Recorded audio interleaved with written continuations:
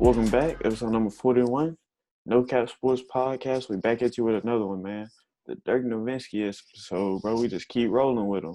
So, Josh, as always, gonna get us started with that thing, man. Yeah, first thing, before we get on here and talk about the little thing, I want to shout my man Trey, CMD Trey, hooking me up with this nice, professional puffer jacket. Got a couple compliments on it. Chasing my dreams. I don't know if it was last time or a couple weeks ago. We had not a guest, but we reviewed some music from Donnie J. So we're not gonna bring that back up. You know what I'm saying? We're gonna leave that in the past, but we want to bring the segment back, and we want to actually play some of my teammates' music. And we're gonna let you listen to it. And I'm gonna let my friends give their thoughts on it. No, the first guy here is our starting the end. He actually got a song with Fredo Bangs, and he's pretty, legit. So then the other guys are starting left tackle, right tackle. So they're treated too good. They just do this on the side, bro. So Depends on back at it again. Bitch.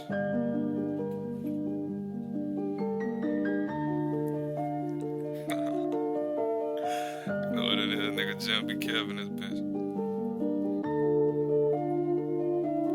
No. Southside, baby. Hey, I am the one, though. If a nigga tell you something, man. Put your fucking camera right now, nigga. You about to hear that. Yeah. Niggas say that they want me, what come and get me. I walked up in this bitch with my soldiers with me. Nigga texting this bitch and he know she with me. And she like how I live, so she rolling with me. When I pull up and babe shit and go ape shit, guns give him a facelift. Masked up in this bitch like Jason. We gon' make it, just gotta be patient. And I'm rocking all white diamonds, no black shit, so they calling me racist. But I'm missing all black shit when it's action. I ain't leaving no traces. And I thought my old bitch was gon' level up, but I left when I saw my replacement. My new bitch telling me that I'm next up. Get behind her, I like how she take it. And the prices went up, better pay me, nigga. Want a feature that show me the paper, nigga. Took my brother, so I gotta take a nigga. Coming up, we was watching the Lakers, nigga. Now I'm trying to perform in the Staples Center. Moving slow in this bitch, Undertaker, nigga. I'ma end this shit off with a GMB kill, aka the Southside baby, nigga. One take on it, let's go. Look, I'm trying to give you that work. It's two damn fingers up under your skirt. That big booty bitch, she look like the stallion and shit when she twerking. I dropped the bag, put you in the hearse. Grandma said chill, let's go back to church. And I need a meal, a bill, a trill. Yeah, cause that's what a young nigga's worth. I heard that she bopping, let's get to the ratchet. Heard that boy 50, yeah, he never lacking. I pull up my shirt and you see that I'm packing. Benny said eat your beans and your veggie. And I'm about to hit the scene and you ain't ready. Yeah, bustin' bitch shit, confetti. Ay, it look like some mail the way that this little hoe spread it. Straight to the top is where Larissa headed. Living the dream and don't you forget it. See, I ain't got ops cause they'll be dead. I'm looking for top like wheels ahead. Pull out the mop cause we hey, bro. First thoughts, reactions, you feel me? My phone got a little too hot. I had to turn that thing down. Just give me your thoughts, man. Get to negative Nick last. Nah, bro. It's actually pretty straight, bro. I could imagine it like on a hoop mixtape or something on IG, bro. Playing in the background. Hey, it was straight, bro. Respect. Yeah, no cap, bro. Definitely the best song we've had on Hot or Not so far. You could, like Van said, I could definitely see it on a highlight tape or something. That Jones hard. I messed with it heavy. Out of a 1 to 10, give me your guys a number. 7.5. I was gonna go 8. I'm gonna go 8. Okay, yeah, okay. So yeah, shout out GMBK, shout out 50 Reasons. Two of my teammates. We play football, but we're intellectuals as well. You know what I'm saying? So we do things for mental stimulation and just things to keep us from being bored. So that's two guys that they've been working on that music thing for a while now. Kev actually has a couple albums that he has done. He done shows. He got big time features. So he kind of really blowing up.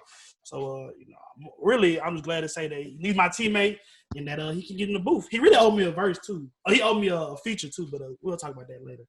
But yeah. You need to stay away from that booth. Hey, before we end this segment, Josh, shout out Bobby Smurder, bro. He gets free. Big facts, Vance. Shout out to him. Big facts. Big Bobby. You feel what I'm saying? They letting that man free. Took more time, so his friend could get less time. Not too many people that real in the industry nowadays. 7 years.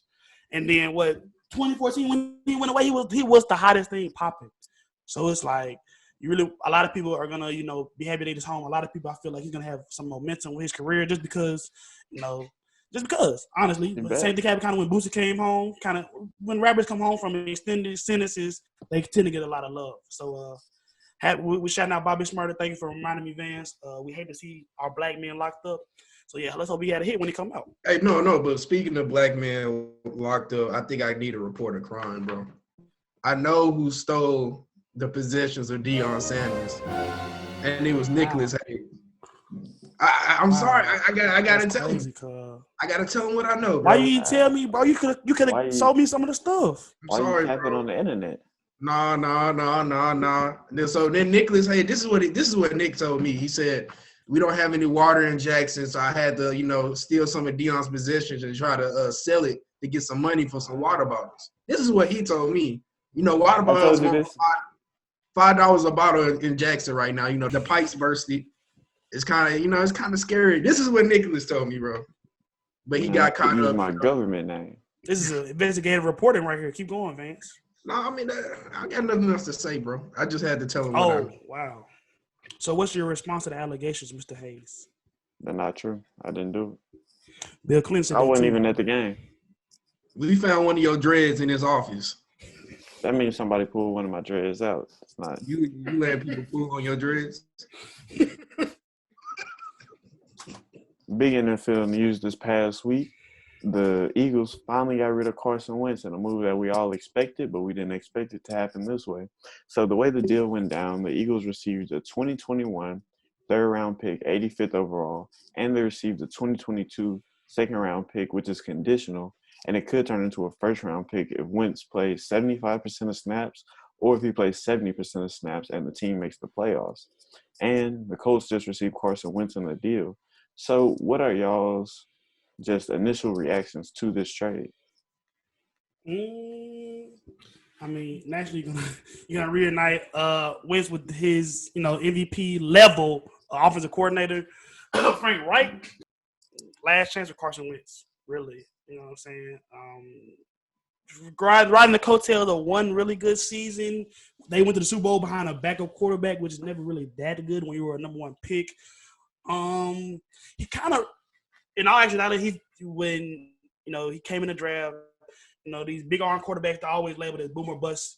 And I think, when they labeled Josh Allen as somebody like that, a FCS quarterback with a big arm that had competition issues, I think Carson Wentz is the reverse side of Josh Allen that people were afraid to see. Inconsistent in the pocket, not able to, really make things happen without a big time receiver. Which I mean, clear. Like I don't expect you to. His best receiver last year was Travis Fulgham. Like I don't respect a lot. So he got T.Y. Hilton now. Got one of the best O-lines in the league, or one of the best O-line men. I don't know about the rest of the other four. So I think he'll look better. I don't even think he'll look that much better than like Cam Newton, honestly. But the Colts have a good defense, so I think they'll probably be in the playoffs. Well, I hold on, bro. Let me talk to Josh for a second, because I feel like, in doing my research, but I found out this was just a bad year for Carson Wentz. 2020 was just a bad year. Let's take it, throw it away. Of course, he had the MVP caliber season in 2017 before he tore his ACL against the Rams. But you look at even 2019, he went 9-7 as a starter, completed 64% of his passes, threw for over 4,000 yards, 27 touchdowns, 7 interceptions. And that was a similar season in the sense that he didn't have Alshon Jeffrey and Deshaun Jackson for the majority of the year. You got to think about it. He finished the year with Greg Ward as his leading receiver along with Zach Ertz. And he still managed to get that team into the playoffs. So I think you can take 2020 and just throw it away. It was just a bad year for Carson Wentz. And going to the Colts will be a reset for Carson Wentz, especially considering that you're reuniting him with his former OC and Frank Reich in Indianapolis. So I think there are a lot of factors in Indianapolis that favors Carson Wentz. One, he doesn't have to do everything because he'll have a solid O-line, something he didn't have in Philadelphia, to go along with a really good running game with Jonathan Taylor and Naheem Hines. No, they weren't. Not last year when everybody was hurt, but Lane Johnson, Brandon Brooks, there's not a bad O-line. There's a lot of worse options out there. But I'm saying last year he had no Brandon Brooks. He had a 39-year-old Jason Peters starting. He had Lane Johnson starting, who was in and out most of the year. That was the worst offensive line he's played behind. And even in years previous, the O-line hasn't been that good. They've had the names, but O-line play as a whole hasn't been good because of injuries and things like that. But like I was saying, I think coming to the Colts bodes for him well in terms of reuniting him with Wright, getting a good running game with him, a great O-line, and having some playmakers on the outside if the Colts do decide to bring back T.Y. Hilton. So you think he's going to be a top 15 quarterback next year? I think it's very possible because you look at it. Yes or no? I'm saying yes, but let me throw something else at you.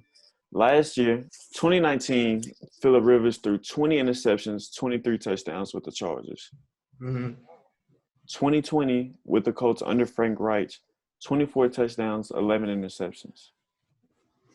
I'm more than confident Carson Wentz can have a similar change and get back on stride with the Colts.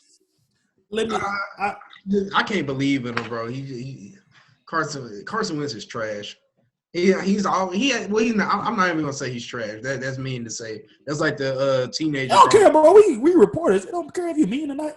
Yeah, but I mean, no, but that's just like the teenager calling Cam Newton trash, bro. Like Cam Newton's not trash. Carson Wentz, you're not trash. Cam Newton and Carson Wentz are two different entities. Man, nothing. One's missing a high. Who would you rather have in your team right now, Cam Newton or Carson Wentz?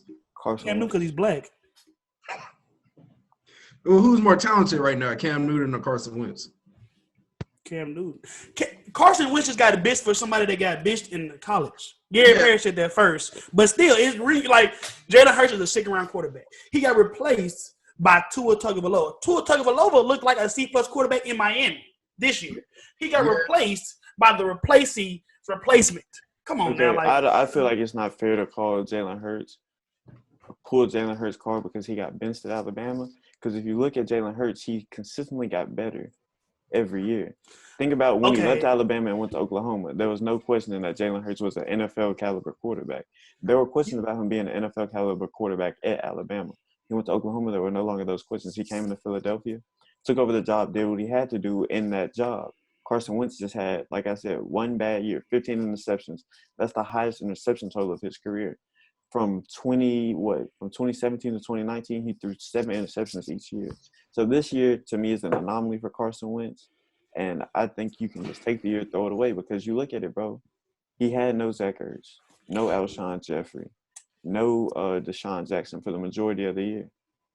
Travis Fulgham was the team's number 1 receiver for the majority of the year. They had no running game to their name.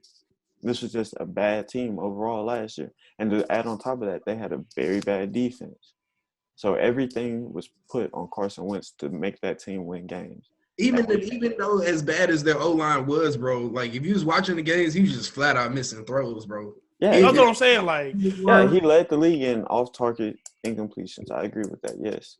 But that's just part of being in a bad team in a bad situation, bro. We've seen this time and time again. Think about Amari Cooper in his last year with Oakland. All the drops, all the he was under 100 yards. Didn't he have over 100 yards, 100 catches though? No, I'm talking in his last year in Oakland? No, I'm talking about the season before, like the season when they traded him. Because they traded him mid-season. That season he was going for under 100 yards a game. He had hella drops. But he goes to Dallas and turns into a monster. Just like Carson Wentz, he was stuck in a bad situation. He's gonna go to a good situation and thrive once again. Carson Wentz will not be a top 15 quarterback next year. Period. Point. I think it's unreasonable to compare a star receiver situation to a middling quarterback just because the impact at receiver is so minimal compared to quarterback. And honestly, like Van said, like I agree. I don't agree with you, but I see what you're saying, Nick, in terms of the bad situation he's been put in. Destitute. He's Philadelphia's probably the worst location for a quarterback in the league, honestly. Yeah. Bad O-line, no defense, no receivers. But you're a number 2 overall pick. They picked you there for a reason. You had one of the biggest salary caps hits in the league. So it's making it almost impossible. It made it almost impossible for anybody that was, besides a coach, that was interested in you to get you in that huge contract. He takes a lot of sacks. So I feel like, honestly, he had that Russell Wilson conundrum where is it he's not getting the ball out enough or he's just padding it or so. I don't think that Carson Wentz is bad. I don't think that he's that good. I feel like in the right system, like Jalen Hurts, like you talked about, Lincoln Riley's system can make Nick Hayes like a top 10 quarterback. So I just think that being with Frank Reich would make him good. I think that Indianapolis needs they got Pittman. Depending on how Michael Pittman develops, that'll be a nice number 2 alongside T.Y. Hilton. But I just don't think, like, what is he going to do that Phillip Rivers couldn't do, honestly? He's more mobile. Best case scenario, he's Ryan Tannehill. Best case scenario. Best case scenario. Best case scenario. No, best case scenario, he shakes back to it. And he doesn't have a Derrick Henry behind him. Best You case got scenario. Jonathan Taylor solid.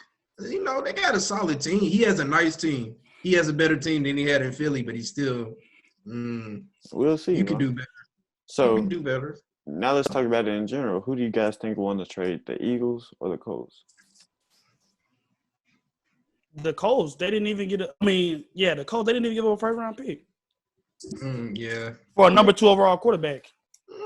Yeah. I'm gonna say the Colts won the trade. Just like Josh said, they ain't have to give up a first rounder, bro. You know, you gonna get to see what you get out of Carson Wentz. It might be, you know, gold and some dirt, bro. You never know. In this draft, where would Carson Wentz be as a quarterback? Where would he be ranked as a quarterback in this draft? Good question. Here's how I view quarterbacks in terms of, you know, guys that are already in the league versus guys that are coming in as rookies. You know what you're getting with a guy who's in the league. You've got tape on him. You've seen him. You've seen his ups and downs. A college guy, you never know how they pan out in the league. You know, some guys we think are going to be good turn out to not be good. Some guys that we think aren't going to be that good turn out to be superstars. You know what I'm saying?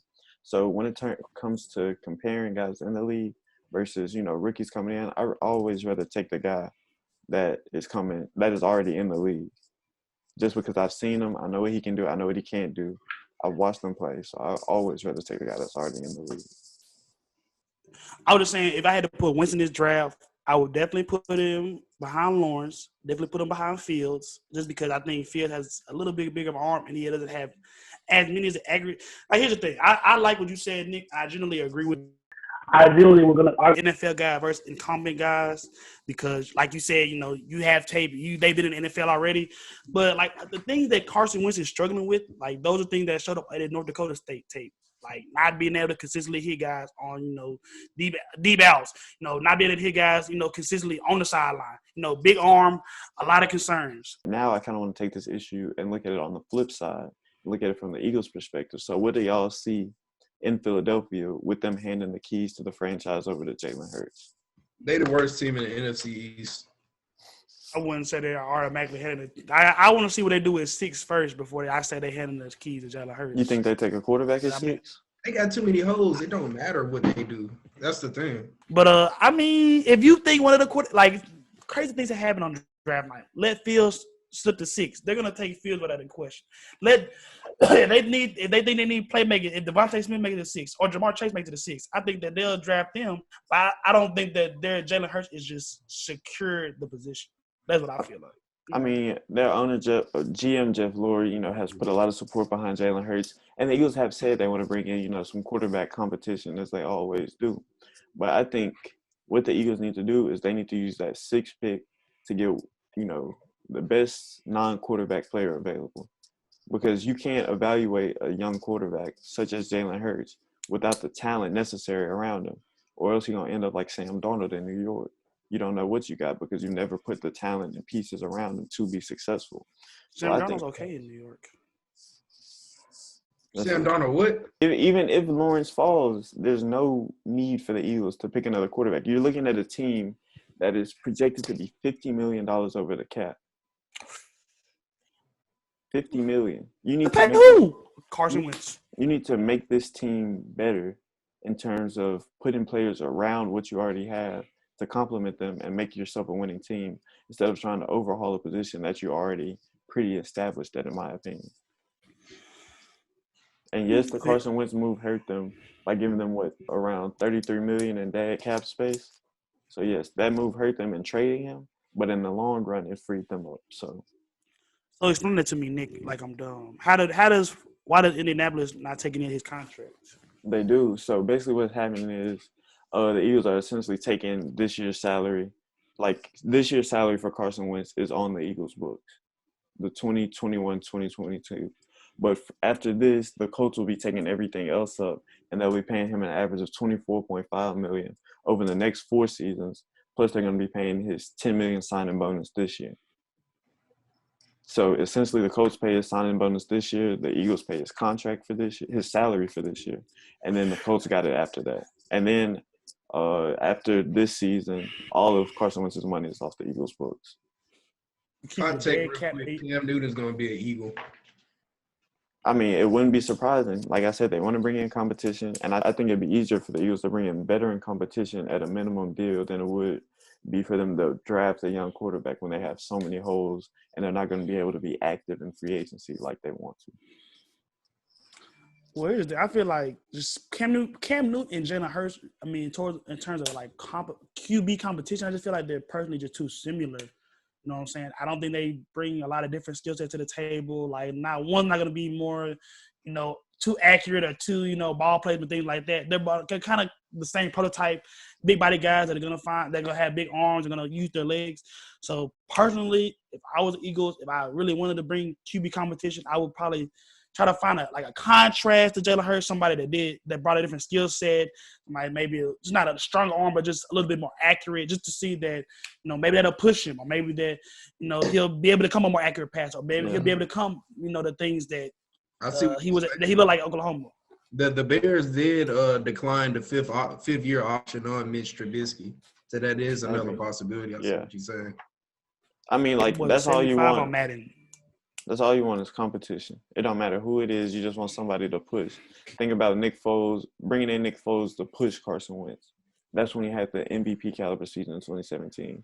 I see what the Eagles are saying, but I still feel like they should invest the majority of their resources in surrounding Jalen Hurts with talent instead of pursuing quarterback options. I don't know. The Cardinals drafted Josh Allen and drafted Kyler Murray in back-to-back years. It looks like it worked out pretty well for them. I don't think that you hold on. I don't think you hold off the trigger pull on a superstar because you got somebody that's okay. There was also a new regime in Arizona, which is fair. You got Cliff Kingsbury coming in, knowing the kind of offense he runs, knowing the player that best runs that offense. So I feel like that's a different situation. I feel like this Eagles situation, everybody has shown public support for Jalen Hurts.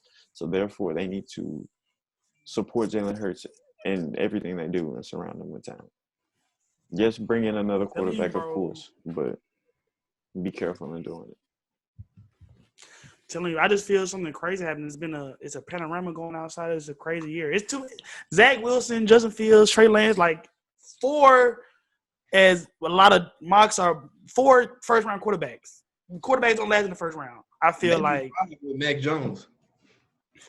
I just feel like that doesn't happen a lot. That amount of quality at that position doesn't happen that often. And I just feel like they're gonna pull the trigger. I feel like they are. Another big news in the NFL this week, and a shocking move in my opinion. The Texans decided to release J.J. Watt, the guy who had been there 10 seasons, played his whole career up to now in Houston. And this is his first time free agency. So my first question to y'all is, do you guys think that J.J. Watt can still be a valuable contributor on a contending team? Yes, with 17 exclamation points. A lot of people have misconstrued J.J. Watt in the media recently. He's still an elite player, still one of the best DNs in the league. That's not true. J.J. Watt is a generational defensive player, first ballot Hall of Famer, revolutionized the defensive line position in general. So, yeah, he can still contribute, of course. Is he going to be, like Nick said earlier, a double-digit sack guy? Maybe not. Is he going to be, the guy that won Defensive Player of the Year and had, 4 non-offensive touchdowns? Probably not. But it's still there. He can still generate pressure. He can still beat your average offensive tackle. And what are you looking for? What are you really looking for in the team, honestly?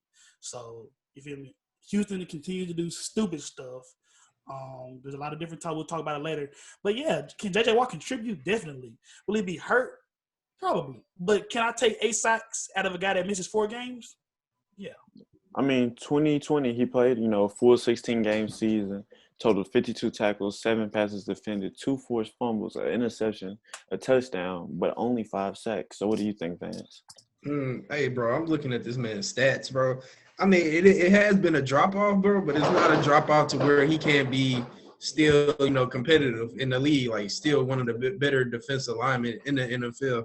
So, I mean, when he first came in, these stats are ridiculous. Just looking at it, 81 tackles in his second year, 80 tackles in his third year, 78 tackles in his fourth year, 76 tackles in his fifth year. Then, in his sixth and seventh year, he got injured. But it's just you can't But once when he's healthy, he still produces, bro, just like a starting defensive tackle, one of the better ones in the league. Let's wrap this segment up by just talking about, we know that J.J. Watt can still be a serviceable starter in the league.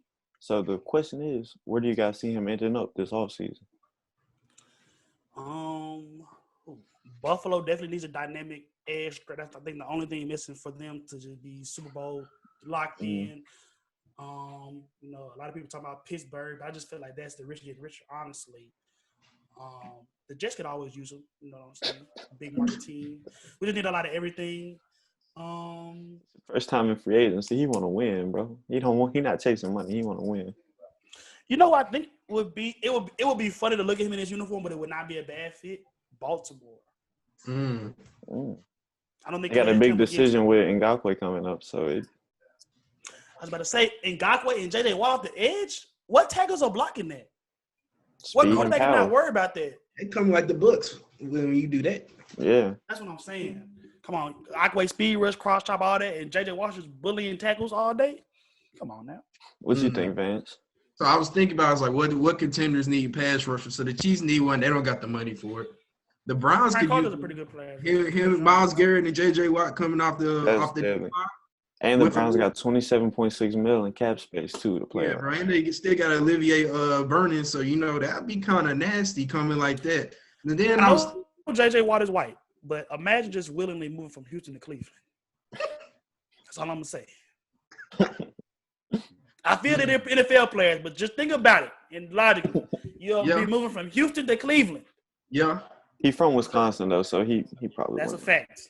You know what team has needed a D lineman for a while now? My Dallas Cowboys.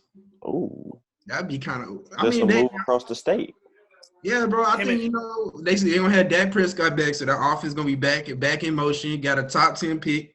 Go ahead, use it on the corner. Probably with Farley out of Virginia, or Surtain if he's there, or Farley out of Virginia Tech. It doesn't matter. But then, that look both of my teams really the Titans can use them too. Yeah, I'll put the Titans on my list because similar to you, I think they need a pass rushing threat. Y'all's head coach Mike Vrabel. He was the DC and coaching in Houston for a long time before he got the head coaching job in Tennessee. So I see an obvious connection there. But a sleeper dark horse team I had was the Packers. His hometown team can go back. They're a little small on salary cap space. But they released 2 players this past week to clear $10.25 million in cap space. So I could see, Green Bay kind of making a small run at J.J. Watt just to see if they have the money to do it. And I wouldn't be surprised if he ends up in Green Bay. What would you have to say? Wisconsin. Real quick, how much would y'all pay him on a 2-year contract? I think 20 mil. Yeah, I was going to say 2024. Somewhere in that range. 20 for 2 years? Yeah, between 20 and 24 for 2 years. Okay, yeah. Probably have a lot of incentives. I'd probably give him 20, base 20, with incentives that could get him up to, about 22, 24. More sports, more game balls to hand out. So I'm going to start it out once again. I'm giving my game ball to Zach LaVine. My boy has been hooping, bro. And in my opinion, he should be an all-star this year. He's a legit superstar in the league. He's got the Bulls at 13-16, not a winning record, but they're number 9 in the East within striking distance of making the playoffs this year. And so just over his last 4 games, he's averaging 33.8 points, 4 assists, 5.8 rebounds, 2 steals, and shooting 54% from the field, bro. This man is a bucket, a high flyer, and he's just getting things done in Chicago. So that's why he gets my game ball, and I know bro gonna keep hooping, so. Nice pick, bro. So I was gonna give it to Primetime Neon Dion and the JSU Tigers. Got this stuff stolen, and a lot of headlines went to wrong things. So I can't. Nick stole that stuff. Yeah. Nick stole that stuff. But then again, I'm gonna give my game ball to Nick Hayes. That's the crazy thing. A week ago, he led the team in catches from Millsaps. So I'm gonna give it to Nick Hayes. Yes, sir. We got a ass beat, but I got the game ball. Yes, sir. Wow. Who did y'all? Bro, he didn't even have to say stats, bro. I said facts. That's a crazy. I was gonna let you live, but now I gotta know. So who y'all play? Trinity out of Texas, San Antonio. Trinity. Yep. They killed y'all. Texas football is different. I mean, we was beating them when I was there. That's all I gotta say. All right, I can't even remember the final score. So I want to say it was 37-7. Yep. Quick announcement. I'll be bragging myself since Nick is obviously getting beat to sleep. My first game is on March 13th. No, March 6th Labor Day Classic versus Texas Southern. That's a Division I football game. Then we'll play Grambling next. And then after that, we'll play Jackson State. So give March me some 28th, tickets, bro. I'm ready Please. for it. Please. Brother, we already talked about this. Don't do it on the pod, bro. Please. We already talked about this. It's okay. Yeah, shout out to Dion. Shout out to Jackson State. They're doing a lot for HBCUs. And I want to condemn Nick or whoever stole Dion stuff. You foul. You're foul. That's the second time it's happened in some months. You're foul. Stop doing that shit. Please. You're going to make that man leave. Please stop doing that. Well, I don't know what you think Dion had that you want. Leave him alone. Just ask him. He's a nice little guy. Talk to him a couple times. You just ask him. It's okay. Stop taking that man's stuff for real. Man, black people can't never have nothing good. He already trying to help the community and everything. They just want to. I'm sorry. That just made me mad. But who your game ball go to this week, why bro? y'all doing it? My game ball goes to my barber. I'm just playing. I mean, I could give Trey on the game ball for real, but I don't want to have y'all out here sick. My game ball goes to Hakeem Olajuwon 2.0, aka Joel the Process Embiid. He came out 2015, 2016. What was that? That was the year Wiggins was the first pick. Never made that much sense to me.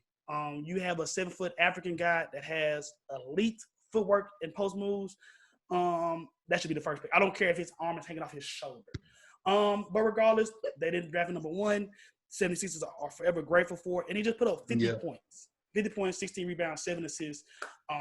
Holding the Sixers, not afloat, but as the best team in the East right now. Simmons and Embiid debate. I always feel that it was asinine. I feel like Joel Embiid is probably the most, not in the league, but most complete big man in the league. And Big Simmons is a guard that can't shoot. So it never made that much sense to me why you couldn't trade Simmons. But they found a way to make it work a little bit better this year. I think that him not being traded for James Harden kind of, I don't know if it was a wake-up call, but kind of let the vote of confidence that Ben Simmons needed. But to me, Joel Embiid is always going to be the A to Simmons' B. There's nobody in the league that can guard him one-on-one. The only thing I want to see him work on is his passing. But I think literally the sky's the limit. Real quick, Josh. Ben Simmons and Seth Curry for Bradley Beal. Who says no? I say yes. Washington. I think it'd be a good trade for both teams. They'll be like, why are we going to get this point guard that can't shoot? Hold on. They already got one in Russell. That's what I was going to say. That would be the worst backcourt in the NBA. But I'm about to say they're not trading Russ, so they're going to be shooting 17% from 3. Hey, but the defense is going to be locked down. Grit and grind for sure. Okay, when you see the 7th air ball of the first half, you're going to be sick. Yeah. I'm not going to watch it. He can do whatever he wants. Simmons and Russell in the same backcourt? Mm-hmm. That's no. I mean, that sounds like popular. That sounds like popular at rush hour. That's just for the future. That's just for the future. That's not Joel Embiid is really the best player in the league right now, honestly. I don't think it's that close. Yep. LeBron James deserves a lot of MVPs, but this year, you're going to give it to Joel Embiid. Best, bringing back the big man in the game, him and Jokic. Yep. Unless you give it to Donovan Mitchell. But anyway, I feel like, best player on the best team, I feel him. But when you find another 7-foot guy that has Kevin McHale-like post work, let me know. You're right, man. You're right. Valanciunas is doing the same thing he's doing. No, it's a joke. It's a joke. I'm sorry. Lithuania in the house. Nobody was hooping Zebo for MVP. But Facts. Joel Embiid do it, and everybody want to give him an MVP. Julius Randle, Zebo 2. Zebo got the trap MVP. Zebo is the MVP of the trap. That matters more. Bread Gang, BGE. And so, we finna go and close this episode out. We missed y'all last week. We just took a little break.